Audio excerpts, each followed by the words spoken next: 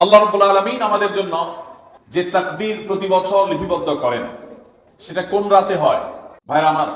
কোরআনে হাকিমে সূরা দুখানের 3 এবং 4 নম্বর আয়াত যদি আপনি দেখেন, আল্লাহ রাব্বুল আলামিন ইরশাদ করেছেন, ইন্না আনজালনাহু ফি লাইলাতিন মুবারাকাহ ইন্না কুন্না মুনজিলিন ফিহা ইউফরাকু কুল্লু আমরিন হাকিম।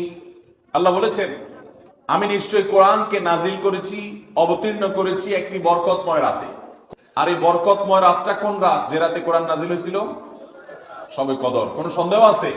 কারণ কোরআনের আরেক আয়াত বলছে, ইন্না আনজালনাহু ফি লাইলাতিল কদর, আমি কোরআনকে নাজিল করেছি যে রাতে, সেটা হলো লাইলাতুল কদরে।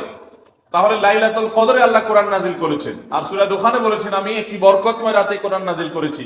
তাহলে এখানে বরকতময় রাত বলতে যে লাইলাতুল কদরকে বোঝানো হয়েছে সেটা দিনের আলোর মতো পরিষ্কার, ঠিক কিনা বলেন?